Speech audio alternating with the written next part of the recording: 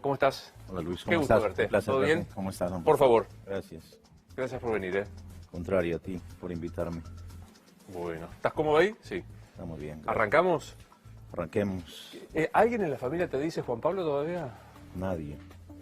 De hecho, nos acostumbramos desde que recién llegamos, había que practicar y teníamos que ser quienes habíamos elegido ser justamente. Sebastián, María Isabel, Juana, y mi esposa también se cambió su nombre, María de Los Ángeles. Y mi madre me dice hoy Sebas. Te dice Sebas. Sebas. ¿Hasta cuándo fuiste Juan Pablo Escobar? Yo creo que hasta que pudimos, después de un año de intentar escapar del país, que la única opción que nos quedó fue cambiar la identidad, hasta ese momento, y cuando salimos rumbo a Mozambique en un exilio que pues no podíamos regresar, la promesa de los enemigos de mi padre era que si regresábamos nos mataban, y entonces fuimos a Mozambique, teníamos un acuerdo con un gobierno de allí. No tuvo éxito porque todo el mundo estaba muriéndose de hambre, el país estaba completamente destruido y terminamos aquí de casualidad, intentamos quedarnos en Brasil, la barrera del idioma no nos permitió quedarnos y bueno, voy a cumplir 24 años de estar aquí en Argentina, más de la mitad de mi vida de hecho. ¿Y tenés cuántos años? 41. 41, o sea que estuviste hasta la mitad de tu vida con un nombre y hoy te reconoces como Sebastián. Exclusivamente, sí. Yo te digo Sebastián y para vos es tu nombre. Sí, de hecho la gente me reclama cuando por ahí firmo algún libro, me dice, pero ¿por qué no me firmas como Juan Pablo? ¿No? Y yo ya como naturalmente firmo como Sebastián. Contame cuál es tu último recuerdo de tu papá. Sin duda que fue la última llamada, ¿no? Ese momento en el que él persistía en llamar a un hotel violando su regla de oro, ¿no? De querer comunicarse con nosotros, pero yo entendía que era su intención de suicidarse, ¿no? De dejarse encontrar para que su familia pues fuera liberada finalmente, ¿no? Esa fue la última llamada. ¿Y Sí. podés reconstruirla completamente esa llamada? Estábamos contestando una entrevista para una revista muy prestigiosa, la revista Semana, y él, pues yo me cansé de colgarle, me cansé de decirle que no llamara más porque sabía que su vida estaba en peligro. Sin embargo, pues él persistió y hasta que fue encontrado, ¿no? Por las dudas a teléfono fijo, ¿no? O sea que esto era un rastreo sencillísimo. En ese caso, el teléfono fijo era en nuestro hotel y él tenía un móvil que en aquella época pues eran muy grandes, ¿no? Claro, claro, totalmente. La triangulación no era tan exacta como lo es hoy con los teléfonos. ¿Te acordás exactamente del tono de la voz de tu padre? Me acuerdo un hombre que cada que se iba a cumplir el minuto colgaba, se sentía diferente al papá que yo había conocido, mucho más seguro, se sentía otra persona, ¿no? Desesperado quizá, ansioso. No me había hecho esa pregunta, cuál era el tono que tenía mi padre en ese momento, ¿no?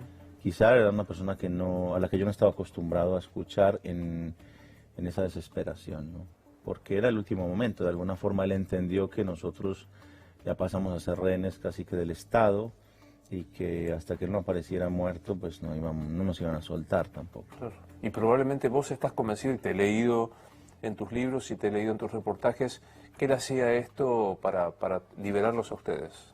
Yo creo que él entendió que una vez que intentamos ingresar a Alemania y fuimos expulsados y el mundo entero nos cerró las puertas porque pedimos ayuda hasta el Vaticano, Naciones Unidas, Cruz Roja Internacional, nadie nos quería recibir. Y cuando él entiende que de alguna forma sus acciones llevan a su familia, a sus seres más queridos a ese límite, pues elige quitarse la vida para darnos vía libre a nosotros, ¿no? ¿Cuál es me decías, este fue el último contacto telefónico. ¿Y cuándo fue la última vez que lo viste a Pablo Escobar Gaviria? 3 meses antes aproximadamente de ese llamado. Estábamos escondidos con él durante un tiempo posterior a la fuga de la cárcel de la Catedral. Desde ese entonces convivimos mucho tiempo juntos porque todo su poder había caído estrepitosamente y él mismo nos dijo, la única forma que yo tengo de cuidarlos es que se queden conmigo. Ya no tengo ni siquiera a quien pedirles que los cuide. Vos tenías aproximadamente 16 años cuando 16 muere mi años. padre. Sí. 16 años. Es imposible que uno pueda quitar el recuerdo de su sangre, pero en el caso tuyo es probablemente una sangre muy discutida, muy comentada, muy hablada por cientos de miles de personas. ¿Estás orgulloso de ser el hijo de Pablo Escobar Gaviria? No, Yo no estoy orgulloso de ser el hijo del criminal, estoy orgulloso de ser el hijo de ese papá que me crió con amor y que lo conocí de una manera muy diferente a como lo conoce hoy el mundo. Nunca he negado esa gran violencia, ese legado triste de mi padre, de terrorismo, de secuestros, de extorsiones, de someter a todo un país bajo su propia violencia, pero otro era el padre que yo conocí dentro del hogar. Una gran paradoja, ¿no? Un tipo que quizá me inculcaba valores humanos que por fuera de casa no practicaba, ¿no? Me decía que tenía que decir por favor y gracias y que tenía que respetar a los demás, cuando seguramente al mismo tiempo habría mandado a matar a muchas personas o a secuestrarlas o a hacerle un daño tremendo al país, daño del cual todavía Colombia no se ha recuperado.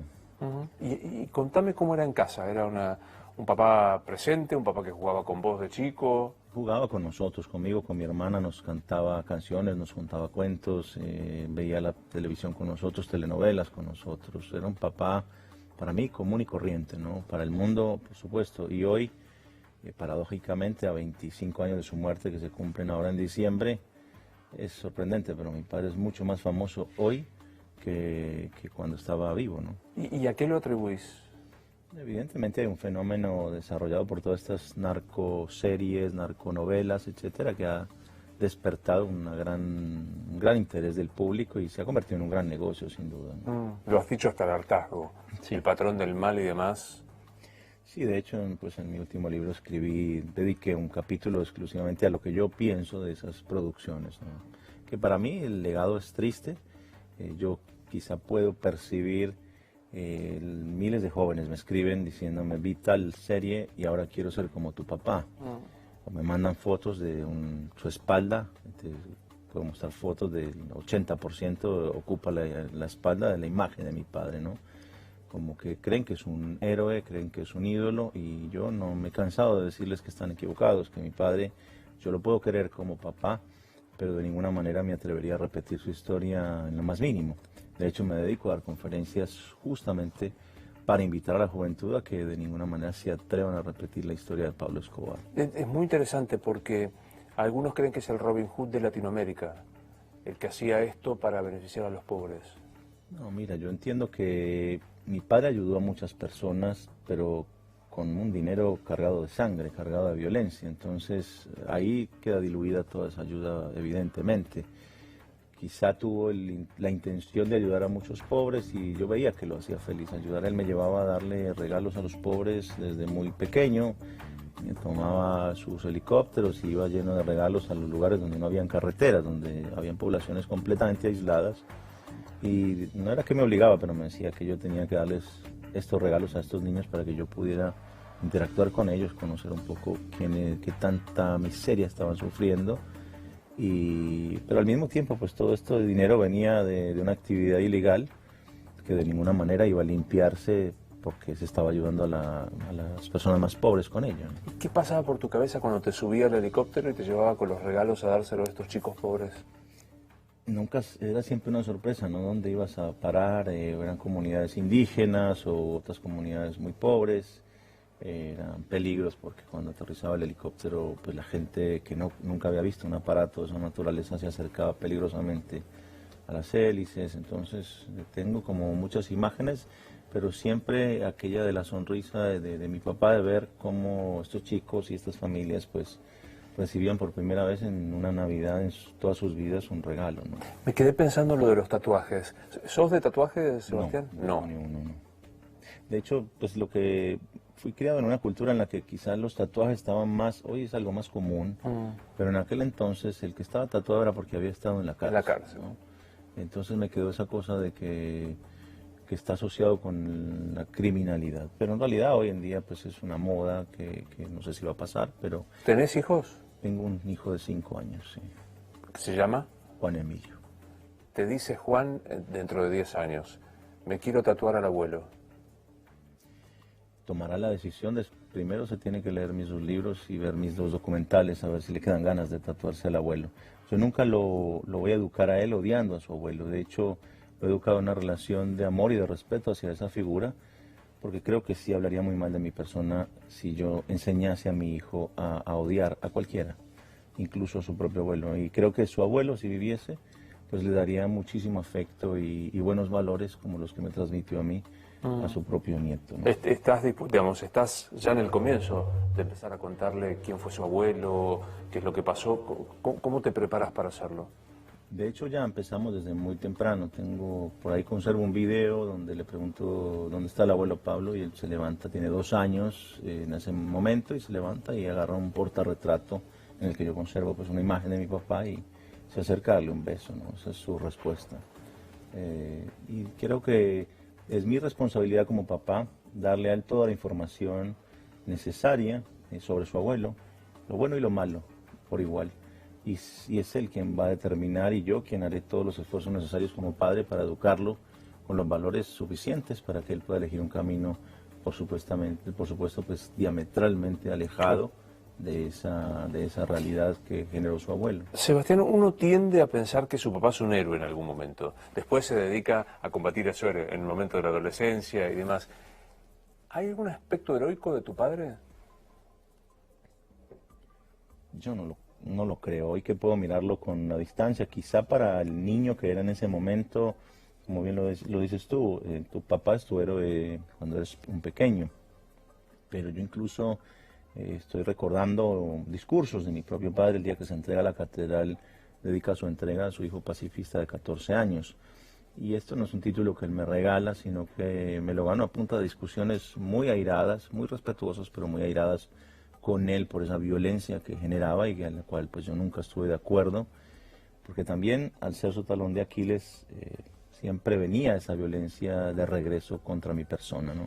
Una vez que sus enemigos entendieron que era su familia lo único que le dolía, directamente pasamos Así nosotros claro.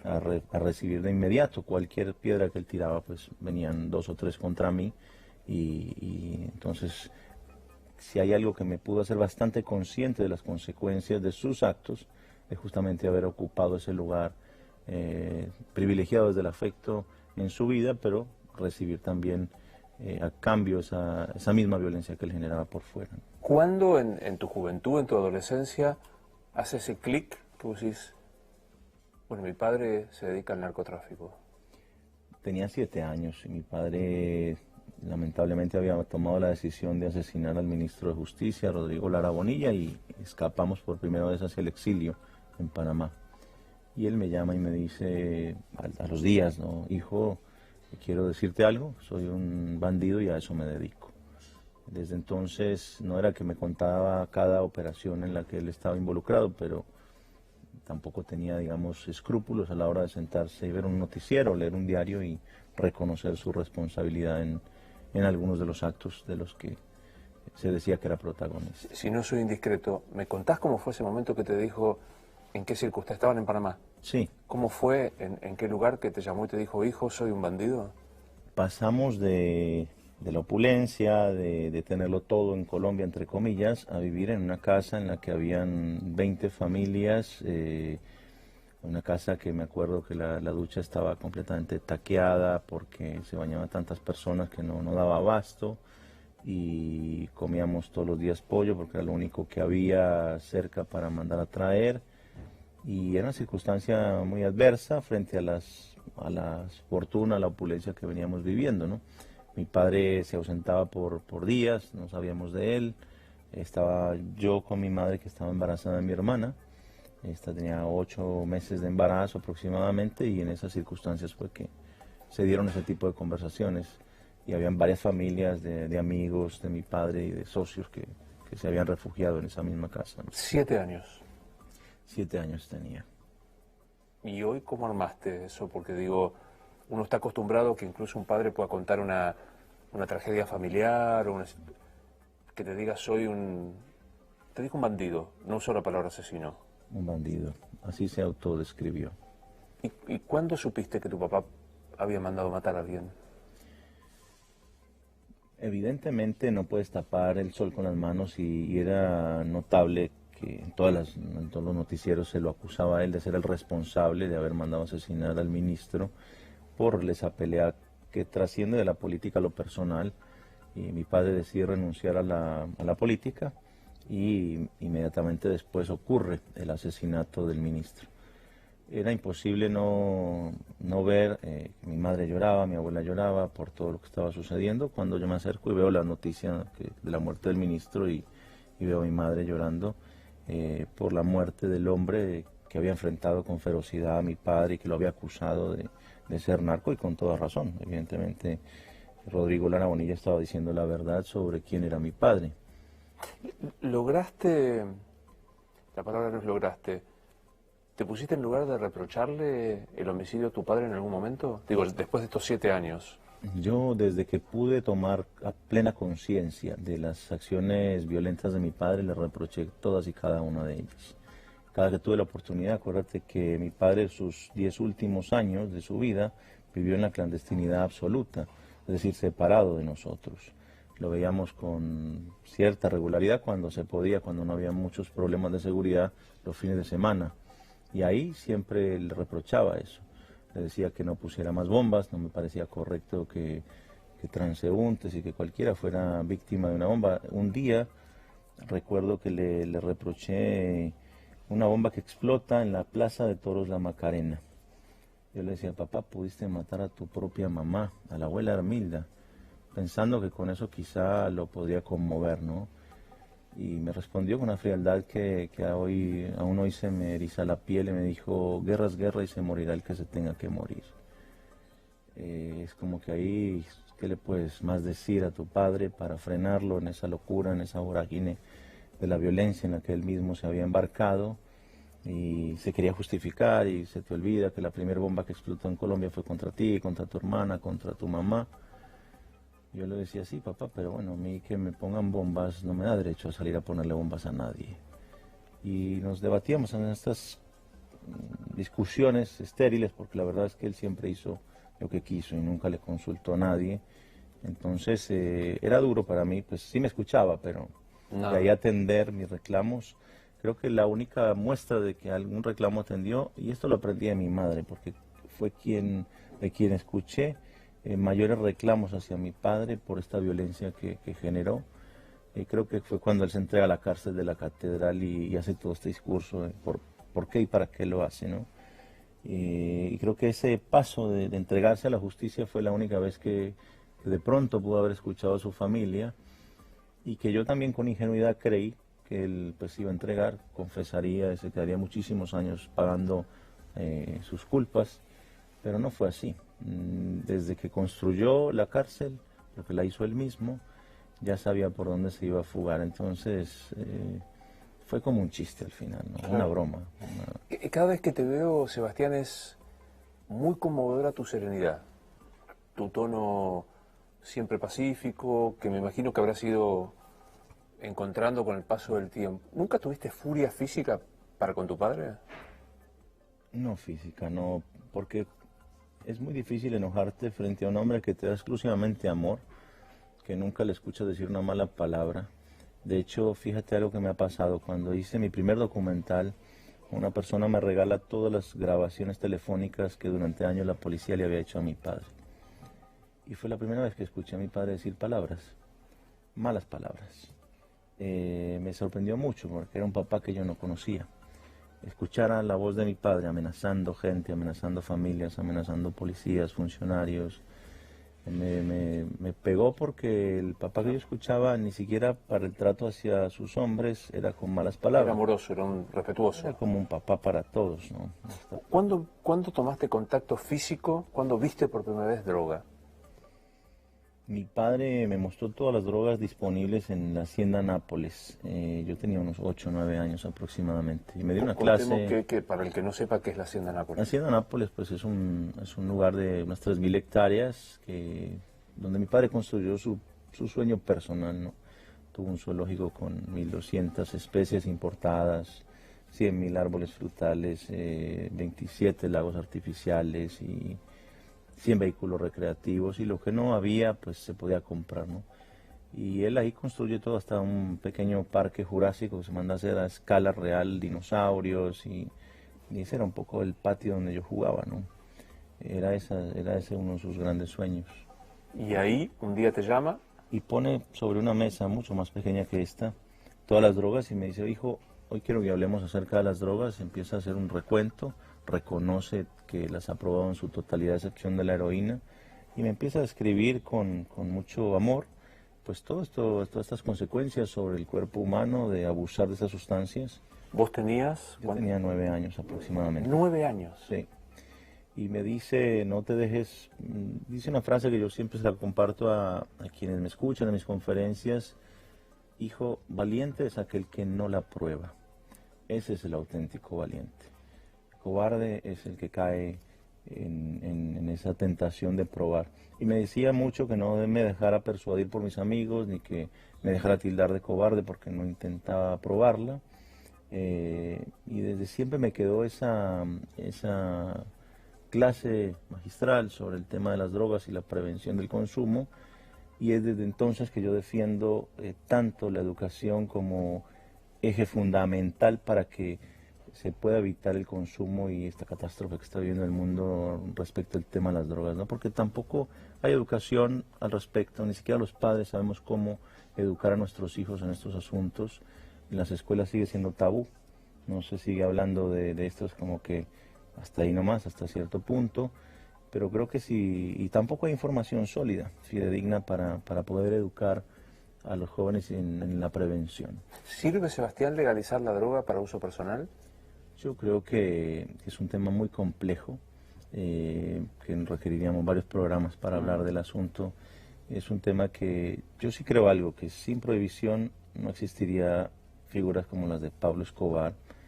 Creo que el mundo durante 100 años ha probado la fórmula de la prohibición y los resultados tristemente están a la vista, o sea, una violencia sin precedentes, unas organizaciones criminales que ya son casi que corporaciones que tienen la capacidad de desafiar a cualquier democracia, de infiltrar a cualquier gobierno, que tienen unos recursos militares y económicos solamente comparables a los de los propios estados. Hoy hablamos de narcotraficantes que tienen submarinos. Eso parece como historias de la Guerra Fría. Sin metáfora. Para nada. Hay montones de submarinos incluso que han decomisado autoridades enormes que se desplazan por el mundo, llevando drogas a todas partes, ¿no? ¿Y pudiste seguir el consejo de cobarde es el que prueba, valiente el que no prueba las drogas? Por supuesto que sí. De hecho, la única vez que probé la marihuana fue tenía 28 años, había pasado más de una década de que mi padre había fallecido. Y por eso digo, si una pequeña conversación de un padre y un hijo en la materia de la prevención del consumo, yo no imagino un niño más expuesto al consumo de las drogas que mi persona en Colombia en la década de los 80, rodeado de bandidos, rodeado de guardaespaldas, donde todo el mundo consumía abiertamente, ¿no? No sé cómo me pude mantener al margen, y creo que siempre fue gracias a esa conversación sincera que tuvo mi padre conmigo, que algún día la voy a tener con mi hijo. La diferencia es que la mesa va a tener que ser por lo menos unas 500 veces más grande. Por todo lo que hay. Por la gran cantidad de drogas que hay hoy en el mundo. ¿Pudiste corroborar, porque hay montones de versiones, que tu padre fue inmune, o mejor dicho, que respetó esta regla que te enseñó a los 9 años? Mi padre abiertamente me reconocía que consumía exclusivamente marihuana en momentos en los que él decía no tener que trabajar ni tomar decisiones importantes para su vida. Y a veces me decía, cuando me voy caminando por allí solo, es porque voy a consumir marihuana y no lo hago delante de tu mamá ni delante de ti porque te respeto y no quiero que... Vos has hecho, Sebastián, un camino interesantísimo ¿me dirás de qué? De reconciliación, de perdón, de necesidad personal, de encontrarte con víctimas, familiares de las víctimas que tu padre mandó a asesinar. ¿Te sentís perdonado en nombre de tu padre? Es increíble, Luis, las experiencias que he tenido acercándome a muchísimas víctimas de mi padre. Las primeras fueron los hijos de Luis Carlos Galán Sarmiento, candidato a la presidencia que mi padre asesina en el año 89, y por supuesto los hijos del ministro de Justicia, Rodrigo Lara. Con uno de ellos conservo una grata amistad al día de hoy, y es sorprendente la capacidad que tienen las víctimas de perdonar, entendiendo ese perdón como un proceso de sanación. El perdón no significa olvidar, y creo que partiendo de esa base es importante, ¿no? Saber que tú perdonas a alguien no quiere decir que estás obligado a olvidar el daño que te ha causado esa persona. Y yo de alguna manera elegí, porque nadie me lo ha pedido, asumir esa responsabilidad moral por los crímenes que mi padre cometió, para acercarme con el máximo respeto y humildad que pueda uno encontrar para hablarles a estas familias. Pero hago un punto ahí, porque es muy impactante en uno de los capítulos de tu último libro, cuando vos contás de esto, este contacto por carta, por una razón de que vos no puedes ingresar a Estados Unidos, y vos decís, decidí asumir la responsabilidad moral de los asesinatos de tu padre. Así es, porque si no, no vamos a sanar estas heridas, Luis. Si no hay alguien que se apersone de estas situaciones y que pueda decir, sí, mi padre le hizo daño a tu familia, sí, mi padre mató a alguno de tus miembros o lo secuestró o le hizo miles de daños, o te envió al exilio, como muchas de las familias, hoy nosotros estamos viviendo prácticamente un espejo de lo que mi padre le hizo a muchísimas familias. Mi padre envió a toda la familia Lara, a toda la familia Galán al exilio y a muchas otras. Y nosotros estamos viendo exactamente lo mismo. Nadie podía volver a su país de origen porque serían asesinados y hoy es casi que nuestro caso, es literal. Vos no podés volver a Colombia. Yo puedo volver, me he sentido tranquilo, he regresado para el último libro, estuve 6 meses en Medellín investigando, haciendo una tarea más periodística, si se quiere decir, y justamente pues no me pasó nada, pero no siento que sea un lugar para uno quedarse todavía. ¿Lo perdonaste a tu viejo? Yo no puedo ser juez de mi padre, Luis. Yo creo que sí lo perdono en el sentido de que lo amo incondicionalmente, pero es Dios el que tiene que juzgarlo a él por cada una de sus acciones. Es difícil ser juez y parte y no podríamos ser juez y parte. Y yo, siendo parte de los afectos de él, yo también soy hoy la persona y el ser humano que él crió, con esos valores, ¿no? Diferentes a los de él. Un amigo psicólogo, que es Gabriel Rolón, que estuvo ahí sentado, dijo allí mismo, los amores incondicionales son enfermos. Ni siquiera por un hijo uno tiene amor incondicional. Porque si un hijo dice, amame, me voy a suicidar, y uno no pone una condición, no te voy a permitir, estás de alguna manera en una relación enferma. Vos dijiste, yo tengo un amor incondicional por mi padre. Fíjate que esto ha ido mutando muy recientemente. Yo estoy ayudando a mi madre a escribir un libro sobre mi papá y yo creía que me las sabía todas sobre mi padre. Creía que lo conocía mejor que nadie porque lo había investigado, porque había crecido a su lado de alguna manera. Y hoy conozco a otro papá también, otro papá que hoy me doy cuenta que también de alguna manera tenía de rehén a mi madre. Y entonces ya esa incondicionalidad en el amor quizá se pone en duda, porque también la veo a ella y veo su historia y veo cómo le tocó crecer en ese mundo de extremo poder de mi padre y de una sociedad machista absoluta, donde la mujer de lo único que se podía ocupar era que los hijos estén bien y la comida esté servida y la ropa en su lugar, ¿no? Entonces, hoy quizás esa incondicionalidad ha cambiado en virtud de que estoy aprendiendo y a reconocer que mi papá pudo ser otra persona, quizá no tan bien idealizada como la tenía yo hasta esta experiencia con mi madre. Acabás, Sebastián, de ser procesado, lo has apelado, has recusado al tribunal por presunto lavado de dinero, dice la justicia argentina, que involucraría unos 2.300.000 dólares provenientes del narcotráfico lavándose en compra de inmuebles aquí en la Argentina. Traté de resumirlo de la mejor manera posible. Bueno, en primer lugar, esa cifra a la que tú haces mención no es una cifra que nos corresponde a nosotros, es una persona que el diario El Espectador, que es uno de los diarios pues, más respetados del país, dice en su edición reciente del mes pasado que este señor durante 3 décadas, Piedrahíta, el señor José Byron Piedrahíta Ceballos, durante 3 décadas aparentó ser uno de los grandes y más prósperos ganaderos del país. Mi madre conoce a este señor en esas condiciones, en un evento que realiza 13 años después de haber salido hacia el exilio desde el país y regresa para buscar inversores para un terreno y un proyecto que yo como arquitecto había desarrollado con el entonces presidente de la Sociedad Central de Arquitectos, el arquitecto Daniel Silverfaden, con quien tuve el privilegio de trabajar, y viajan a Colombia para invitar en un hotel muy importante, a través de desayunos y de unos tés que se sirven, a empresarios de primer nivel. Pues el juez tiene la lista de los asistentes y son personas intachables, supremamente reconocidas en el ámbito nacional e internacional. Y entre todos estos, pues conocen al señor Piedrahita, que termina siendo la única persona interesada en venirse a buscar inversiones aquí en el país. Mi madre, como intermediadora inmobiliaria, le presenta a un señor Corvo y cobra una comisión por ese hecho. Así lo reconoce en su declaración ante el juez, así lo reconoce el señor Corvo, y ahí termina toda la relación. La acusación está basada esencialmente en el parentesco.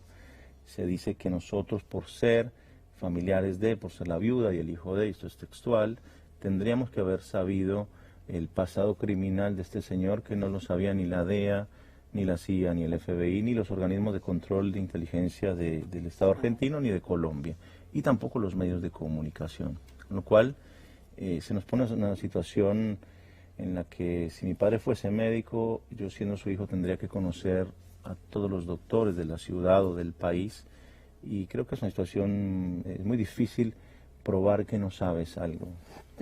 La impresión que me da es, con tu relato, es que sentís que a pesar de llamarte Marroquín de apellido, el apellido Escobar te sigue. Es increíble. Yo no sé qué más hacer, Luis, para poder tomar distancia de la figura y de la sombra de mi padre. Rodrigo Lara, en el encuentro que tuve con él en el Tigre, aquí en Buenos Aires, me dijo algo que nunca olvidaré. Me dice: nada bueno crece bajo la sombra de un gran árbol. Y se refería a nuestros padres, ¿no?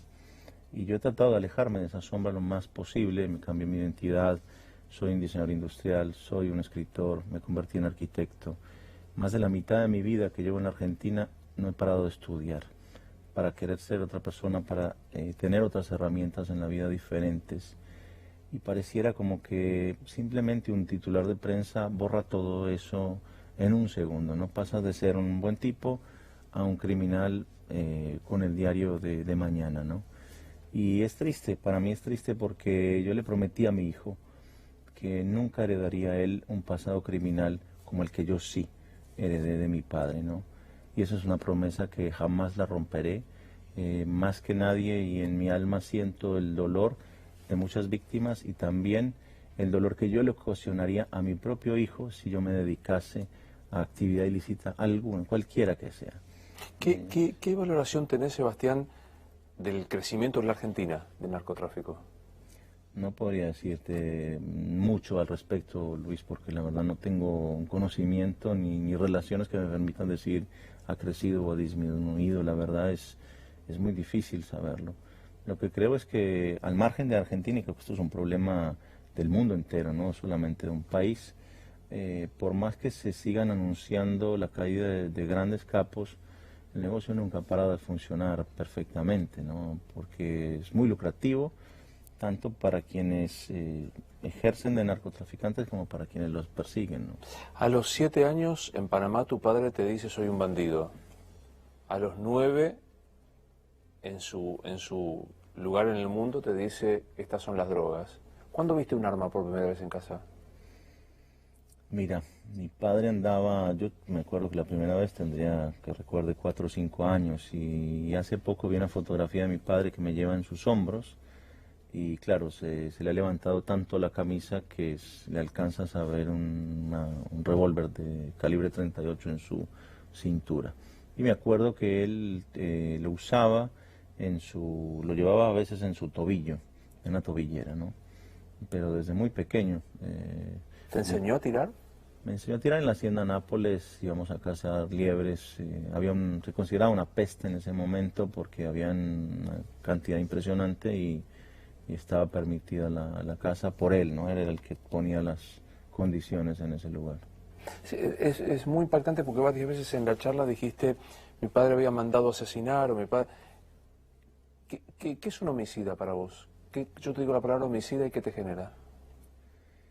Es un tipo que no le importa el dolor que causa generando un daño a una familia entera, porque no es solamente quitando una vida que no se debe hacer, sino alguien que destruye todo un universo de personas, de afectos, de sentimientos, destruye todo. He visto víctimas Me acuerdo, por ejemplo, en una de mis conferencias conocí a un tipo que sus sobrinos, su mamá viajaba en el avión de Avianca donde murieron 107 personas por una bomba que mi padre manda a poner en ese vuelo, y me pedía en un tono muy respetuoso que hablara con ellos, que ellos no habían podido perdonar esa situación y que todavía estaban a tantos años de haber sucedido ese hecho, aferrados a ese dolor y que no lo habían podido superar. No es solamente el acto de asesinar, sino cuánto tiempo más hacia adelante pues, pueden las familias cargar con ese dolor, con esa tristeza, porque ese ser querido ya no está más con ellos, ¿no? Te escucho hablar de eso y vuelvo a pensar en el amor incondicional que decís tenés por tu padre. ¿A qué te refieres con eso? Te siento una persona sensible frente al dolor. Decís, el que mata destruye, no le importa. Y estás hablando de tu padre. Mi padre me dio la vida, o sea, quizá en eso le tengo que tener una gratitud para siempre, porque estoy vivo gracias también a él. Estoy vivo también gracias a los valores humanos que él me inculcó y que por fuera de casa no practicaba. Entonces yo no puedo verlo a través de blancos y negros, ¿no? También tengo que en el medio ver que la persona que yo hoy soy, quizá también se la debo a él y a mi madre, por supuesto, que me inculcó más valores y que estuvo mucho más tiempo cerca de sus hijos que mi ¿Qué papá. sentís cuando en algunas descripciones periodísticas o incluso en la justicia se dice tu madre, la esposa de Pablo Escobar, no es una víctima, era una conocedora y una aprovechadora de esta situación para distintas circunstancias? Es desconocer la historia, desconocer el contexto, desconocer que mi madre no se casó con este narcotraficante hoy famoso gracias a Netflix. Mi madre se casó con el hijo del vigilante del barrio, un tipo sin futuro, un tipo que no tenía un peso, que no sabía ni en dónde iba a dormir el día siguiente. Mi madre se enamoró perdidamente. Él logró con sus poemas y con los dulces que le regalaba enamorarla desde los 13 años. Él era 11 años mayor que ella. Era un adolescente cuando cayó de alguna manera en la red del amor que él le tendió. Y él fue un hombre incondicional allá en algún punto, pero también ella terminó atrapada en una situación en la que no le quedó otra que correr para defender la vida de sus hijos y nada más. Y siendo una mujer en ese contexto, no te digo hoy, pero en ese contexto de entonces donde había un machismo absoluto, donde la mujer no podía opinar para nada, donde la mujer estaba sometida al rigor del matrimonio, siento que mi madre hizo una gran labor de no ser cómplice de mi padre porque él nunca le involucró a ella en ninguna de sus actividades. Ella al contrario quiso hacer todo lo mejor posible con esas pequeñas libertades que podía tener como mujer al no estar mi padre presente en el hogar. ¿Y qué hacía mi mamá? Nos educaba, nos llevaba a las mejores escuelas o nos hacía hacer los mejores cursos o trataba de llevar una vida de alguna manera alejada de esa realidad violenta. Y te digo algo, Luis, yo creo que recién ahora mi madre ha tenido la oportunidad, reescribiendo su historia, es decir, sentándose a hacer un inventario de todos esos años, de conocer con quién se casó verdaderamente, ¿no? De saber cuál fue esa persona de la que ella se enamoró y en quién se convirtió esa persona después de que se enamoró. Los números, la aritmética no demuestran demasiado, pero por allí son expresivos de alguna otra cosa. ¿Se puede calcular de cuánto fue la fortuna de tu padre? Yo creo que ni él mismo lo sabía. Yo un día le pregunté que cuánto dinero tenía y me dijo, perdí la cuenta. Esa fue su respuesta. Creo que quizá se especula mucho, ¿no? Yo he leído, justamente como he investigado a mi propio padre, te encuentras textos que aseguran, como la revista Forbes, que tenía 3.000 millones de dólares, y de ahí para arriba, ¿no? Hasta 25.000, 30.000, 60.000 millones. Un disparate. Mi padre, la realidad es que no importa lo que haya tenido, yo sí supe cuánto le quedó al final, es decir, porque ya estaba en sus últimas, menos de 10 millones de dólares. Él me lo decía, tengo 10 millones de dólares para resolver estos problemas que tengo, pero se tenía una confianza para generar dinero tremenda, se autodefinía como una máquina para hacer dinero, ¿no? Entonces, ¿y a dónde fueron a parar esos 10 millones? Bueno, yo lo conté en mi primer libro, le dediqué un capítulo entero porque es una historia larga y esencialmente la familia de mi padre, una tía, se roba ese dinero, ¿no? La versión es que se la trajeron tu madre y vos aquí en Argentina. Bueno, creo que los peritos de la Corte Suprema de Justicia hicieron una tarea titánica de revisarnos día a día, centavo a centavo, y llegaron a la conclusión contraria, ¿no? Y creo que es una sentencia que debemos respetar. Vuelve a ser una pregunta aritmética más potente. ¿Cuánta gente mandó a matar tu padre? No hay una lista oficial de víctimas del Estado colombiano. Es difícil saberlo. Siempre también se especula, así como con sus millones, así con sus víctimas.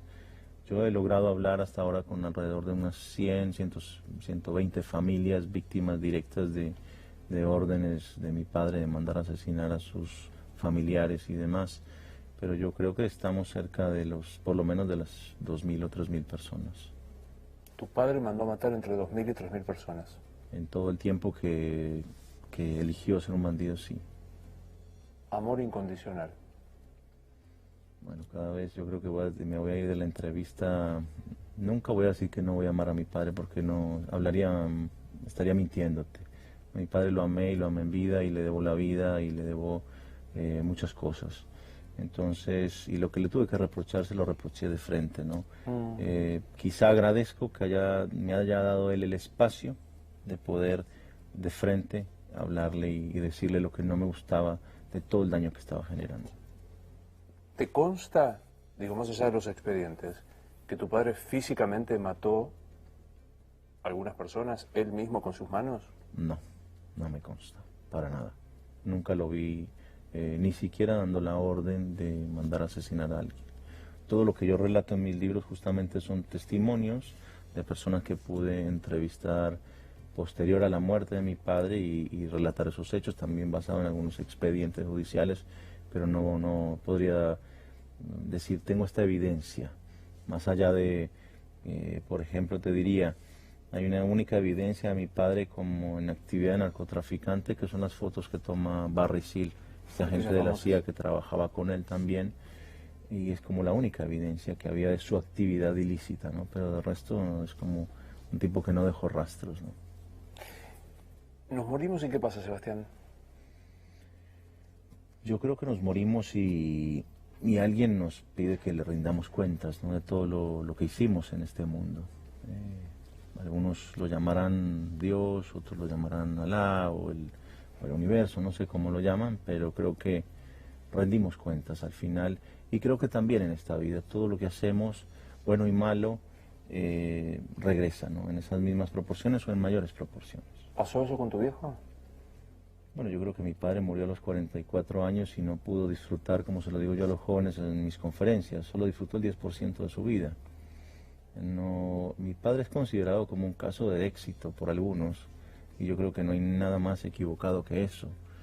Un tipo que no disfrutó nada, por más que amasó fortunas, no le alcanzó para comprar un minuto de tranquilidad en su vida, ni para él ni para sus seres más queridos.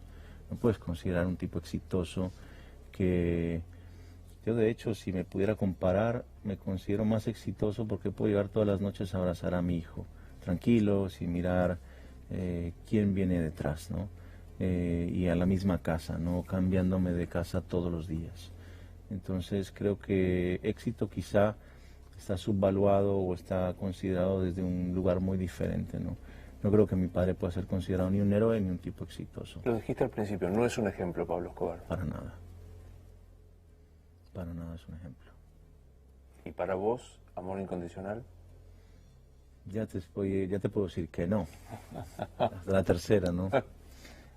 Sin duda, no. Creo que este amor incondicional tiene que ver con esta cultura en la que nos creamos y que yo me creo una cultura que reza, honrarás padre y madre, ¿no? Y es difícil alejarse a veces de esos preceptos. Se entiende perfecto.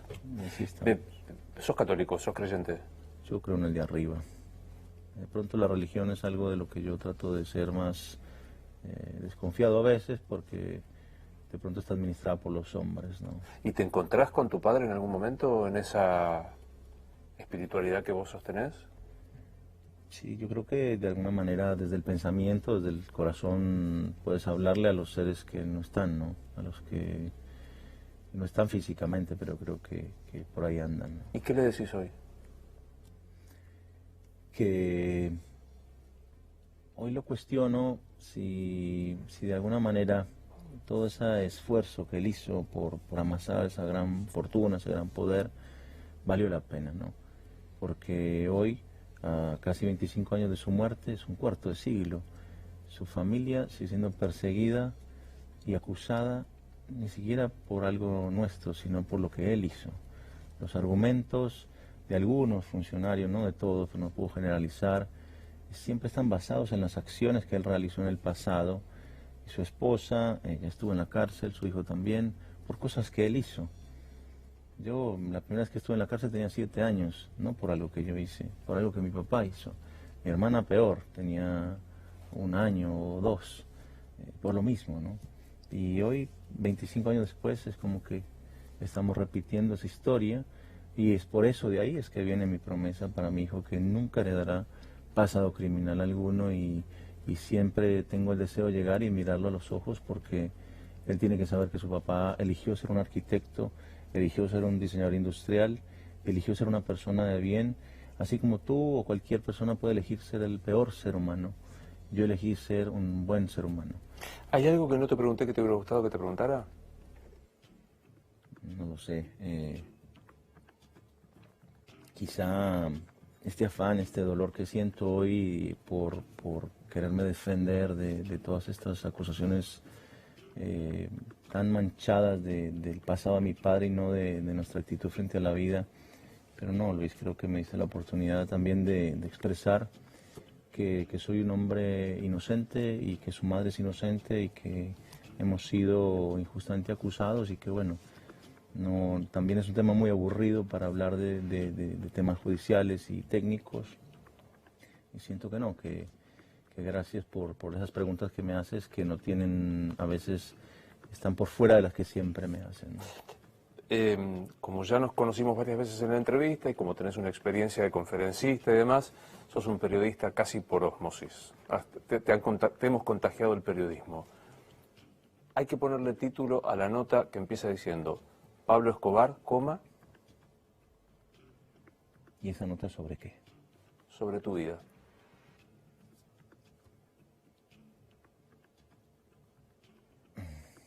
Con sus acciones ha dejado una herencia maldita a su familia, por la cual parece que en vida tienen que seguir pagando por ella.